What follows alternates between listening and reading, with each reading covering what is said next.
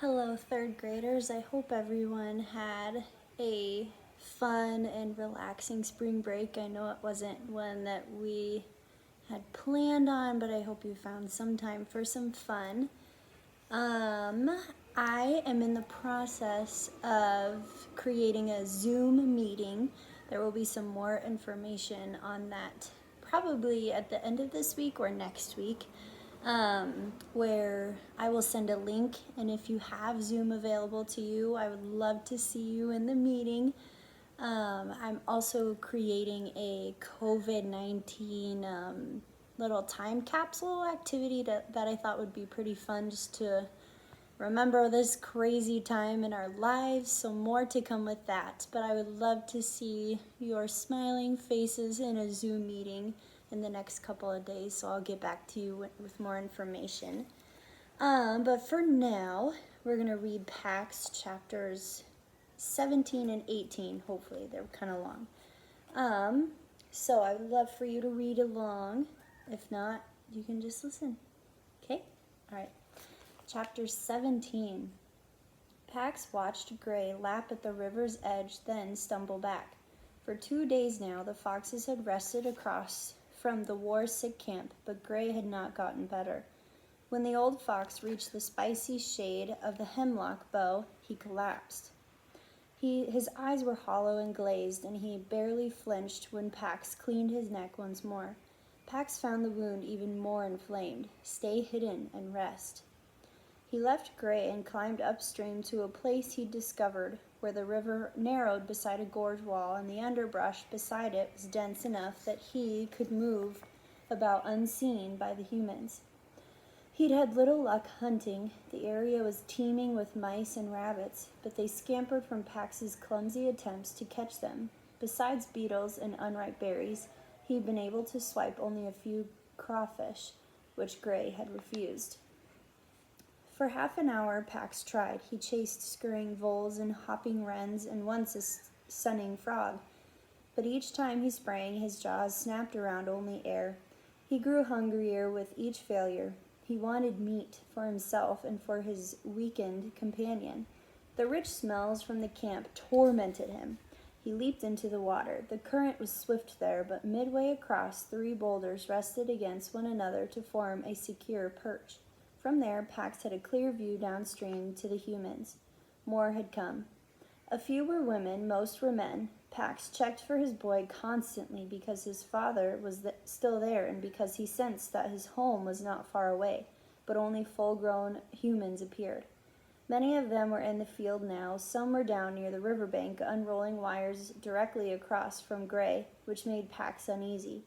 But the soldiers did not seem interested in anything except their labor. Pax had learned their routine. Every morning, 2 of them entered the tent that his senses told him was full of food. Then these 2 would cook at the fire, and the other war-sick would gather to eat. Afterward, they all toiled in the field, in the vehicles, unloading more and more machinery, but no one went near the grub tent until dusk, when the same 2 would cook the evening food, then call the others to gather. It was mid-afternoon. Pax watched for a while longer to be certain the war-sick were occupied, then crossed over the remaining span of rushing water along a fallen tree. Belly to the ground, he made his way across the ridge to a spot above the old mill. There he paused to survey the scene. 3 men were positioned at the encampment just below him. They huddled over new equipment on the south edge of the mill, where 2 thick walls met. The rest of the humans were in the field. Some rolled spools of wire to the holes they dug near the riverbank. Others lowered boxes into these holes, then shoveled dirt over them. 2 pairs had crossed the river. They were digging holes on the far bank, some directly below the hemlock where Gray was resting. Pax knew that the humans would not scent Gray, and that Gray would not venture out while they were near. Still, he bristled in anxiety. He would move the wounded fox to a safer place tonight. Pax darted to the north edge of the mill ruins near the tents and vehicles. There, a birch tree angled out from the stone wall. Pax stopped short. He had been here before. This place, the tree with its peeling white bark, the walls, the field below scented with wild onions and timothy grass and the faintest odor of tar. He recognized them all. He'd been here with his boy long ago as a kid. The scene returned. Sticks. Peter and 3 boys had rushed each other from these stone walls, whooping and brandishing sticks. They'd been laughing, but those swinging sticks had made Pax uneasy. He had shadowed Peter, yipping at the other boys when they came too near, until Peter had tied him to this very tree. Pax had whined and chewed at the rope the rest of the afternoon. Peter had been here. Pax sniffed the tree and the base of the wall thoroughly, but he could find no trace of his boy now. The war-sick men, though, their scent was everywhere, strong and dangerous. Pax's gut tightened. He checked the tents until he was certain there was no movement around. Then he made a dash for the grub tent. At the corner he paused, checked again, and then slipped under a flap. Inside, meat hung above tables, heaped with onions and potatoes, a bonanza for his taking. Pax sprang and seized a joint of ham, tearing it from its hook, and darted out of the tent with the heavy piece of prize in his mouth. He ran hard uphill, behind the walls and back through the shrubby wood. At the river, he dropped the ham and gulped down a meal of the salty meat. He tore the joint apart and buried 2 large hunks in the sandy soil at the river's edge, and then marked the caches. He picked up the remaining piece, lush with meat, and the fat would nourish Gray for days, and he carried it over the fallen trunk. He paused on the pile of boulders to survey the camp again. The humans had disappeared. A new odor, faint but menacing, hung in the air. Pax recognized it. When he was a yearling, the father had brought a fan to his boy's room. Pax had hated the dark electrical scent coming off the wire between the fan and the wall. One night, when the odor was especially dangerous, Pax chewed through the wire as if killing a snake. Pax's every instinct urged him to run from the menacing scent, but he would not leave without Gray. And just then, he saw the old fox stagger out from beneath the hemlock bough, making his way back to the river. Gray tripped. Instantly, the scorched air smell sizzled up from the spot like an earth-born bolt of lightning, and at the same second, the riverbank exploded. Soil and rock and river and turf blew up in a furious roar, then fell back to the catered earth like black rain. Pax dropped the ham and barked for Gray. His ears rang in a shuddering silence. The war-sick poured out from behind the walls. From their cries, Pax knew they were excited. They ran down the field, splashed across the river, and spread out over the smoking bank. After several moments of searching, they made their way back to the camp. When the last of the war-sick had returned, Pax tore down the gorge. The great hemlock bough lay across Gray's chest, cleaved from the tree. Pax nosed his friend's muddy cheek, pawed his flanks. He sniffed Gray's muzzle. There was breath there, but just barely. Pax lay down shoulder to shoulder with the old fox, pressing tight in full company. He could offer only witness, but nothing else was asked. Linked with Gray's final memories, he heard the song of an Arctic bird instead of his human shouts. Instead of the ashy haze that hung over them, he saw with Gray a vast blue bowl of sky. Instead of lying on the gritted ground, he tumbled with Gray and his brother Kits across the snowy tundra spiked with starry blue flowers. He purred with Gray under the silver mother's rough tongue, tasted her warm milk, felt the weight of her chin resting over his newborn skull, and then peace. The old fox was still. Pax rose. He pressed his forehead into his friend's cheek. He reared back and bayed, heedless of whether the war-sick heard, and then he ran. There was no joy of running this time, but there was relief that his body served him. He ran and he ran, north through the dusk, north through the night. As dawn crested, he entered the challenger's territory, and still he ran.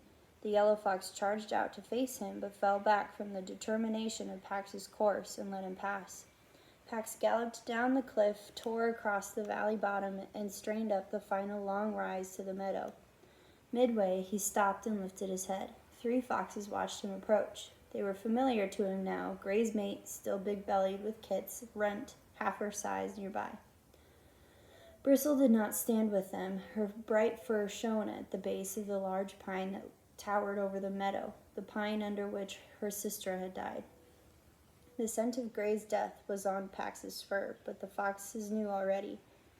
Pax paddled up the rest of the way. When he reached Gray's den, he lifted his head and wailed the notes of grief.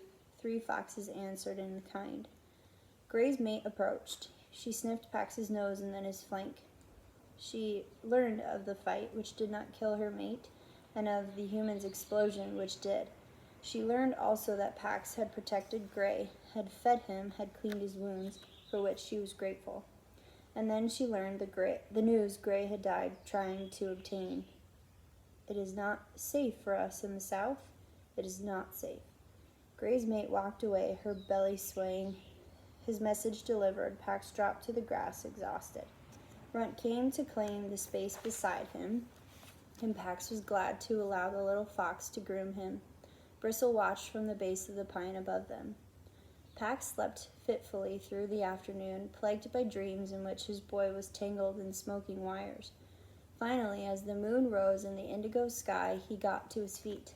He breathed the scents of the foxes, linked in grief over the loss of their silver center. He was linked to them by the same grief, and he knew he would be welcomed in this valley if he chose to stay. But his dreams urged him back to the war-sick camp. As he was about to leave, he sensed Bristle tearing down the hill. He waited. "Where are you going?" Pax shared his new understanding that the exploding earth was war, and that the wires caused death. He shared his fear that his boy might come upon them if he joined his father, and his determination to protect Peter. These explosions, they would kill humans? Yes. She sprang around to face him, then leave them. Pax ignored her. He gathered himself and leaped. He hit the ground at a run. Whew, poor Gray. Okay, let's see. We'll read chapter 18. Peter dropped from the beam when he caught sight of Vola limping through the rain towards the barn and tried not to look guilty. Vola was suspicious he'd been doing more than the exercises she'd order. He was doubling them, usually, and she wasn't happy about it. It takes a healthy adult 4 weeks to do what you're doing in 1. You're bound to hurt yourself. She warned him several times. In just these few days, it had become an old argument. He watched Pax He watched her shake off water in the doorway and reminded him of Pax, the dog-like way he did it. Was it raining where he was? Would he still shake himself off if there was no warm, dry inside to come into? Peter shivered and rubbed his arms. "What's the matter? You look like you're in pain. Your arms hurt?" No, of course they did, but it was a good hurt, a soreness that meant he was getting closer to being strong enough to go. He dropped and he did 3 push-ups, his cast resting on his left ankle. "See, I'm fine. Can I do the obstacle course now? It's not raining as hard." "No, you can't get that cast wet. I'll figure out some way to waterproof it before you leave, but for today, stay in here. You do all your drills already?" "Beamwork, sack dragging, cinder blocks, all the core work you taught me." Vola nodded to the wall of marionettes. "Why don't you practice then?" "Because those puppets don't get me a minute closer to my fox," Peter wanted to say. He sighed deeply and rolled his eyes and said. Vola was unmoved. "How are you coming with them?" "Okay. Good, I mean." He'd practiced a few times and gotten a little better. The strings didn't tangle up anyway. Sometimes, though, the controls still worked exactly the opposite of the way he expected them to, and the puppets always looked twitchy as if they were being electrocuted. But he had run out of patience. "Let's do the show. I'm going to be leaving soon, Vola." Peter lifted the crutches, which moved as if they were extensions of his arms now. "I made it to the ridge and back twice already. I was on these things almost 6 hours. I would have done 8, except you took them away, remember? I'm ready to go." Vola dropped a handful of nails into an overall pocket and slid a hammer into her belt loop. Then she leveled him a gaze. "Show me how you work, Sinbad."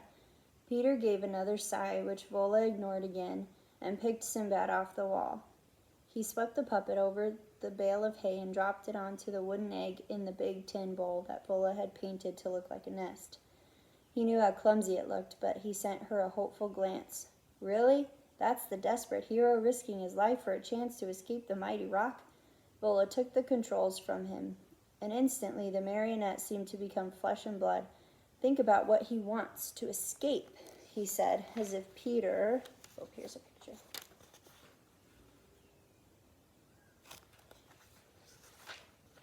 Asked for a lesson. Drop his arms and lead with them, like this. See? Kind of low and sneaky. Have him seek down into the nest till he's hidden behind the eggs. Once he's there, you can let him go and fly the rock over the nest for the other side. From the right, remember, so it doesn't tangle Sinbad's strings. Bring it down directly onto the egg, nice and slow, so the magnets in the talons catch hold of the ones in Sinbad's hand. They don't move like that for me. Why don't you just set up a mirror and watch yourself act it out? Vola glared at him. It's the third condition, and it's not optional. Come over here. She carried the puppet to her workbench. He wants to move. All the puppets want to move because I made them that way. You just have to show them how. Your muscles to theirs. Your muscles to theirs. She took off Sinbad's cloak. Then, to Peter's shock, she unstrung his wires. She reached for the screwdriver and disassembled the puppet until he was nothing more than a pile of scattered parts. Then she held the screwdriver out. Peter clamped the crutches under his armpits and raised his palms. You watched, didn't you? Yes, but I just stopped in for some tools. I'll be back in an hour. You'll have this puppet put together again, and you won't have any more problems after that. She slapped the screwdriver into his hand and left without another word. It wasn't actually that hard. The marionette's knees and elbows were simple, one-way hinges. The shoulders and hips carved wooden ball joints, which Peter could see allowed for greater movement. The hands and feet were fastened with leather straps. The stringing was trickier, but once he figured out that the hands had to work off the control that moved like a dragonfly, he was able to figure out the others. And Vola was right. After he refastened Sinbad, he could move the puppet more smoothly. Your muscles to theirs, Vola had said, and sure enough, Peter was able to translate the movements she'd suggested through his own body to Sinbad's. Your muscles to theirs. Didn't work for the rock. Peter flexed his shoulders, swooped his arms, but the bird only lurched a few strokes and then fell as if it had been shot. The bird's glittering gaze seemed to reproach. I'm sorry, bird. I don't know what you're supposed to be doing, though. Are you trying to eat the guy? Or are you protecting your egg? Suddenly, Peter wanted to know the rock's story, wanted to get it right. He found the slot where Vola kept the Sinbad book. As he drew it out, he heard a quiet thunk. There was something at the back of the niche. He pulled it out, a square tin, faded yellow and decorated with peeling words, sunshine biscuits. He studied it on his palm and thought back to the battered cookie tin he'd found at his grandfather's, the one with its heap of soldiers guarding the surprising photo. He pried off the lid. Inside was a stack of index cards scrawled with handwriting he'd already come to recognize. He knew instantly that he held in his hand Vola's personal truths, the one she kept hidden. He snapped down the lid, not wanting to invade her privacy, but it was too late. He read the top one. I would have been a good teacher. It wasn't a terrible truth, and it didn't even seem all that personal. Still, he wished he hadn't seen it. He pushed the tin back into the niche and slid the book in after it just as Vola came back in. He pointed to the marionettes. I've got it now. Let's do the scene. But Vola only walked to her workbench and poured oil onto the whetstone. Not yet. We need a stage first. I'll put something together when I've got some free time. A stage? You didn't say anything about a stage. The marionettes don't just swing around in thin air around over a couple of hay bales. Whoa, sorry. She turned around and raised a palm to cut off Peter's protest. Listen, boy, I will see that soldier's story the way it should be seen. You'll have to respect how much that means to me, even if you don't understand it. Which you should, by the way. You carrying that charm around, it's the same thing. You're telling that story of your mother's for her. But it will take so long, and there's no hurry. You're going to be here another week anyway.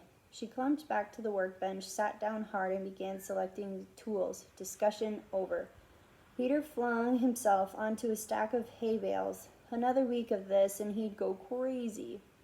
The word struck him. He didn't think of Vola as crazy anymore. He propped himself on his elbows and studied her as she polished her tools, noticing how carefully she lifted and cleaned each one. How, when she finished, she laid it precisely in its place. There was a calm purposefulness to her movements that he liked, a predictability. Francis waddled in and yawned. He clammed to a crotch in the rafters above the workbench and started washing himself before a nap. It occurred to Peter that, like Francis, he'd grown comfortable with Vola. Peter craned to his head to see what she was making, a handle. She'd brought in a broken hoe and was giving it a new handle. A simple thing, and yet it struck him as almost magic, like his crutches. Before he'd had them, he'd been helpless. Vola nailed a couple of boards together, and now he could swing over miles of rough country, quick and sure. Magic. He pulled the crutches over and braced them under his arms, feeling the familiar comfort their sturdy strength brought. He swung over to the workbench. I want to make something. Will you show me? Vola leaned back to study him. After what seemed a full minute, she nodded. No sense in letting your brain go to rot. You know anything at all about working with wood? Carve away from yourself. I know that much. That's a start, but it's not what I meant. Vola chose a fresh block from her wood bin and centered it on the workbench. Who is the master here? Excuse me? Who is the boss, me or the wood? Peter understood that this was a test. He looked at the wood, blank and still, waiting. Then he looked at the neat arcs of gleaming tools so eager to cut, they seemed to tremble. You're the master. Vola nodded. She selected a spoon-tipped chisel and a mallet, then gave the block the same searching look she'd given him a few minutes ago, as if she were trying to read some secret message below its surface. She tapped the chisel into the fresh wood. It cut with a clean snap, and a curled chip flipped onto the bench. She turned to Peter. And now, who is the master now? Vola's face told him nothing, but the wood, its missing wedge, now a question demanding a response, spoke. The wood is, he said, certain. That's right, Vola agreed. From this moment on, the wood is the master. The carver is servant to the wood. All craftsmen are servants to the craft. Once you decide what you want to make, the project is the boss. You know what you want to make? The answer came right away. How do you carve a fox? As soon as the words left his mouth, Peter braced for the answer he'd figured was coming, about how he should figure it out for himself, but Vola surprised him. Michelangelo was once asked how he created one of his statues. He said, I saw the angle in the marble and carved until I set him free. Might be a good way to think about it. Of course, if you're going to try to find the fox in the wood, you'll have to start with some wood. She motioned Peter to follow her to the wood bin. Different woods, different merits. Base woods, easy to carve, holds fine detail in its light. I use it for the marionettes' heads. Now this, pine, white ash is good for baseball bats, Peter offered. It's really hard. Vola passed the pine block from one hand to the other in silence for a moment. Speaking of which, she turned to Peter, you really don't own a bat. You love baseball, but don't own a bat? I'm a fielder. So what, you wait for someone to hit the ball, then you go get it? That's just reacting. Don't you want to hit too? That's not how it is. Once I've got the ball, I'm in control. I'm not reacting, I'm making choices. And I hit, the team has bats. You don't know baseball? Maybe I don't know baseball. She tossed the wood back into the bin with a shrug, but I'm starting to know you, and I think you need yourself a bat. Peter turned to the bin. He ran his hand through the blocks of wood, while the image of blue glass shattering over white roses swept him. The image he could avoid when he stood at the plate, a team bat in hand, only by aiming his fear-crest concentration on the pitcher's moves. If he owned his own bat again, every time he picked it up, he would see that shattered blue glass over those white roses, and it would wreck him. He lifted a honey-colored piece of wood, just the size Pax had been when he'd found him. How about this? He asked, his breathing tight. It's rippled like fur. Vola looked as if she was biting her lip against more of the bad debate. Butternut, she said finally. Beautiful grain, soft enough. You study it for a while. We'll carve tomorrow. Late that night, he was about to climb into the hammock, bone-weary. Peter saw the block of wood he'd propped on the windowsill earlier. He'd barely thought about Pax all day. Guilt swept him. He was becoming foxless, something he hadn't been since he was 7 years old. It had taken a lot longer, a year and 16 days to be exact. He'd figured it out. For the day to go by when he didn't think about his mother. On that day, he'd gone with a friend's family on a camping trip. They'd gotten into canoes in the morning and finished and swum and pitched tents and grilled hot dogs. Only when he climbed into his sleeping bag under the stars had his disloyalty struck him. He'd worried that night that he deserved to be motherless. He pulled her picture out from his pack, her birthday, the kite. one of the very good memories. The kite hadn't flown, he'd been 6 years old, and it really wasn't anything more than a picture of a dragon taped to some popsicle sticks. Even at that age, he'd known that if his father had been there, somehow the kite's failure would have ruined the afternoon.